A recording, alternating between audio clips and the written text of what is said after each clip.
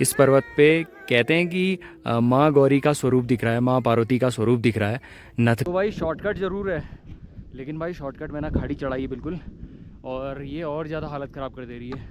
बाकी भाई फाइनली रात को हम लोग रुके थे यहाँ पे, तो ये यहाँ पे पूरा सामान वगैरह हम लोगों ने आगे रख दिया था अपना, और उसके बाद यहाँ पे पूरा बेड बना दिया था बढ़िया तरीके से। और गौरीकुंड जाने के लिए आपको वापस, फिर यहाँ से आते हुए वापस आपको इस रास्ते से जाना है। बर्तन ज़्यादा नहीं लगा रहे भाई, क्योंकि पानी भाई यहाँ पे ये समझ लो बर्फ़ का पानी है बिल्कुल। यहाँ पे ना भाई सच बताऊँ तो सांस लेने में बहुत ज़्यादा दिक्कत हो रही है, क्योंकि हेलो जी, good morning, welcome back to my new vlog. So कैसे हैं आप लोग? उम्मीद करता हूँ आप लोग बहुत अच्छे होंगे। तो जी कल मैं पहुँच गया था भाई जोलिंगकोंग में, और इस टाइम पे जोलिंगकोंग में हूँ, और सामने रही भाई अपनी गाड़ी जहाँ पे हम लोग रुके थे, और यहीं पे हमने खाना वाना सब कुछ बनाया था, और आपको आदि कैलाश के दर्शन कराया था। ये अपनी गाड़ी रही, और सामने भाई आदि कैलाश। तो भाई आदि कैलाश के बढ़िया तरीके से आप दर्शन कर लो, और इसके बाद हम लोग जाने वाले हैं भाई ऊपर पार्वती सरोवर और पार्वती मंदिर। तो उसके लिए भाई वो सामने जो है वहाँ से एक ट्रैक है, उस ट्रैक से होते हुए इस चोटी के पीछे आपको पार्वती सरोवर पार्वती मंदिर देखने को मिलेगा। तो अभी एक छोटा सा हमने ट्रैक करना है, छोटा सा क्या है तो ठीक ठाक, मतलब 1.5 से 2 किलोमीटर का ट्रैक है।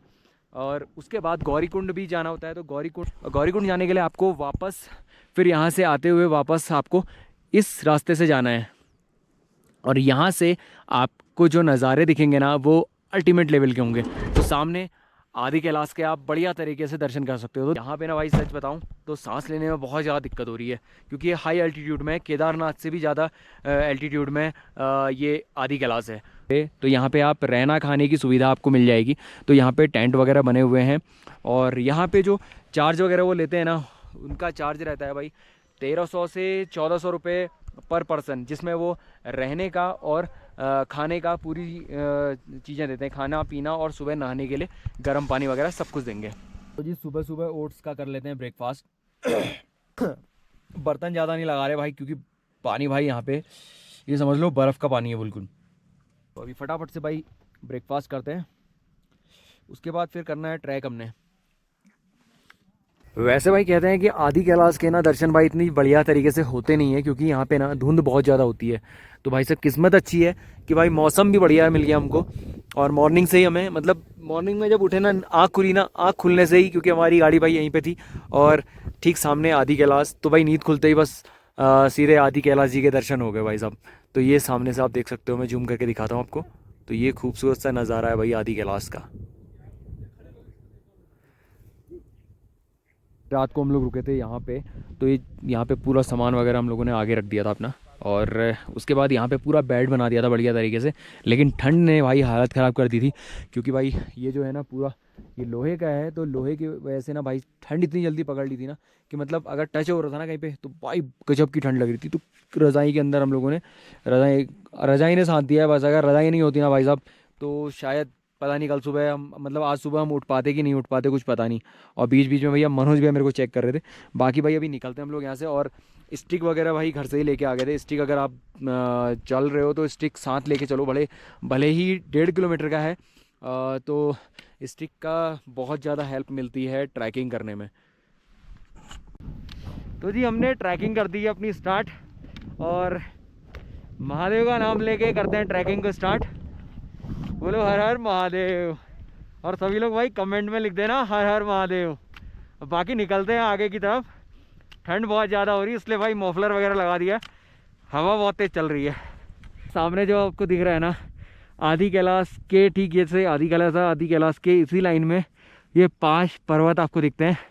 कहते हैं कि ये पांडव पर्वत है इनका। तो जी ये ट्रैक है जिस ट्रैक पे हमने जाना है, और मैं भी इस ट्रैक को कर रहा हूँ। तो भाई वैसे तो हाई एल्टीट्यूड में है, वैसे ही भाई हालत ख़राब हो जाती है ऊपर ट्रैक करने में। हालांकि ज़्यादा नहीं है ट्रैक करना, लेकिन क्या है ना, बस एक छोटे छोटे स्टेप लेने चाहिए, जिससे क्या है आपकी सांस कम फूलेगी। वैसे तो सांस फूल रही है, लेकिन अगर आप छोटे छोटे स्टेप लोगे और बीच बीच में रेस्ट करोगे, तो उससे क्या होगा ना, आपको सांस लेने में दिक्कत नहीं होगी। तो ऐसा कुछ सीन है। बाकी भाई साहब जोलिंगकोंग का ये नज़ारा आप देख लो यहाँ से, क्या खूबसूरत सी वैली लग रही है। अभी यहाँ से ना हमने एक रास्ता ले लिया है। वैसे तो ये रास्ता यहाँ से जाता है, जो रोड बन रही है, इस रोड से आप होते हुए आप सीधे पार्वती सरोवर, पार्वती मंदिर जा सकते हो। लेकिन हमने यहाँ कुछ लोकल्स से हैं, उनसे पूछा है तो यहाँ भाई शॉर्ट है, तो हम शॉर्ट रास्ते से होते हुए जा रहे हैं। तो भाई शॉर्टकट ज़रूर है, लेकिन भाई शॉर्टकट में ना खाड़ी चढ़ाई है बिल्कुल, और ये और ज़्यादा हालत ख़राब कर दे रही है। बाकी भाई फाइनली हम लोग पहुँच चुके हैं भाई भीम की खेती के पास। तो क्योंकि हमने भाई जो सीधा वाला ट्रैक था वो हमने नहीं लिया, हमने शॉर्टकट वाला लिया था, जिसमें भाई सबसे पहले आता है भीम की खेती। पांडवों ने जिस टाइम पे पांडव यहाँ पे आए थे अज्ञातवास में, तो यहाँ पे भीम ने खेती करी थी। तो उस समय से भाई यहाँ पे ना भीम की खेती अपने आप होती है। यहाँ पे किसी को बोने की ज़रूरत नहीं है। यहाँ पे हर साल हर बार यहाँ पे गेहूं की खेती होती रहती है, धान की खेती यहाँ पे अपने आप होती रहती है। तो ये जितनी आप देख रहे हो ना यहाँ पे, ये अब धान की खेती खुद पे खुद लगी हुई है। मतलब यहाँ देखो आसपास में आपको कुछ नहीं मिलेगा देखने को, बस सिर्फ यहाँ पे धान की खेती देखने को मिलेगी। तो ये जो खेती आप देख रहे हैं ये सब भीम ने करी थी। और भाई साहब यहाँ से जो आदि कैलाश का प्रतिबिंब नीचे आ रहा है ना, वो बहुत ज़्यादा खूबसूरत लग रहा है। तो फिलहाल अभी हम लोग निकल रहे हैं भाई यहाँ से आगे की तरफ हमने जाना। तो जी हम लोग भीम की खेती से जस्ट ऊपर आए थे। मैं आपको ट्रैक दिखा देता हूँ कि कैसे कैसे ट्रैक से होते हुए आना है। तो सामने रही भाई भीम की खेती, और भीम की खेती के जस्ट बगल से ही ये ट्रैक ऊपर को आता है। और यहाँ से आप सिर्फ एक पहाड़ है बीच में, बाकी इससे उस पार भाई पार्वती सरोवर और सामने वो मंदिर है जहाँ पे अभी हम लोगों ने जाना है। और यहाँ जाने के लिए एक ये छोटा सा ये रास्ता है, यहीं से हम लोगों को निकल के जाना होगा। और वैसे तो हम लोग सबसे पहले हम लोगों ने भीम की खेती के दर्शन करे थे, मतलब भीम की खेती में हम लोग आए। वैसे बहुत सारे लोग क्या हैं जो रोड से होते हुए आते हैं ना, तो वो यहाँ से होते हुए आते हैं, और ये रास्ता है सबसे पहले जाते हैं वहाँ पे, और उसके बाद यहाँ से आते हुए करते हैं भीम की खेती के दर्शन, और उसके बाद फिर नीचे को निकल लेते हैं। तो जी पहुँच गए हम लोग भाई मंदिर में। सामने रहा मंदिर, और इधर रहे आदि कैलाश, और नीचे रही पार्वती सरोवर। तो ये सारी चीज़ें, तीनों चीज़ें एक साथ देखने का भाई एक अलग ही अनुभव है। तो फिलहाल चलते हैं मंदिर के अंदर, करते हैं दर्शन।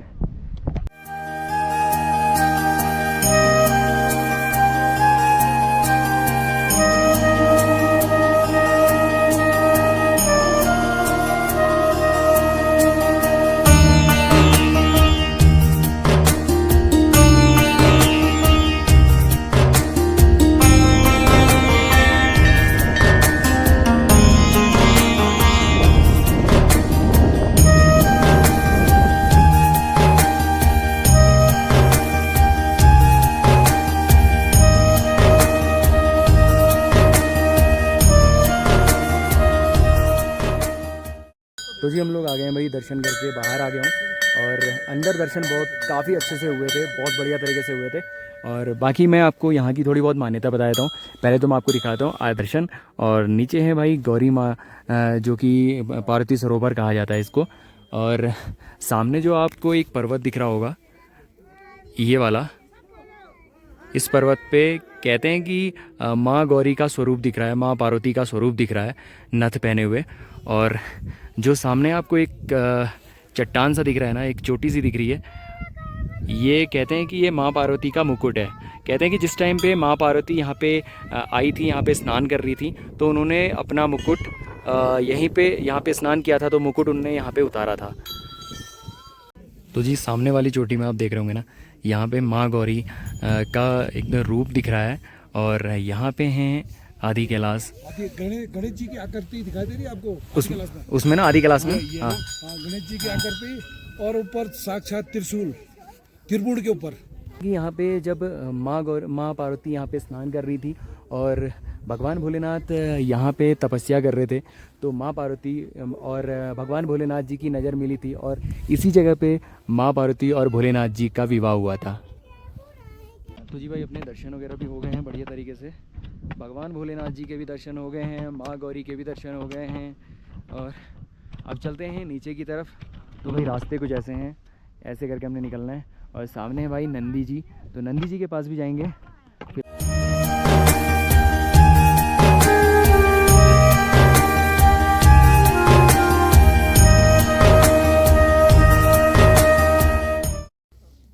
तो जी ये है सामने पार्वती कुंड, जहाँ पे माँ पार्वती ने स्नान किया था।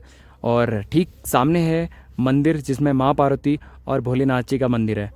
तो अभी फ़िलहाल हम लोग निकल रहे हैं भाई आगे की तरफ।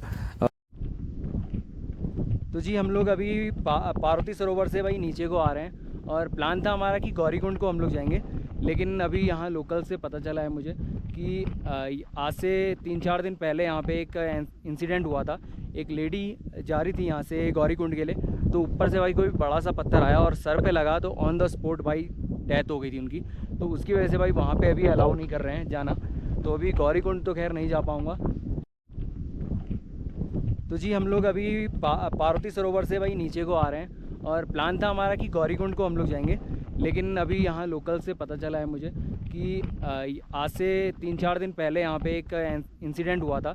एक लेडी जा रही थी यहाँ से गौरीकुंड के लिए, तो ऊपर से भाई कोई बड़ा सा पत्थर आया और सर पे लगा, तो ऑन द स्पॉट भाई डेथ हो गई थी उनकी। तो उसकी वजह से भाई वहाँ पे अभी अलाउ नहीं कर रहे हैं जाना। तो अभी गौरीकुंड तो खैर नहीं जा पाऊँगा। सिर्फ ये है कि जो आदि कैलाश जी के दर्शन है ना, वो बिल्कुल आप अपने सामने से कर पाओगे, बिल्कुल पास से कर पाओगे, फील कर लोगे आप बिल्कुल आदि कैलाश जी को। बस इतना सही है। बस ये है कि अभी हम लोग बस थोड़ा दूर से देख रहे हैं, वहाँ पे जाओगे तो थोड़ा सा पास में जाओगे।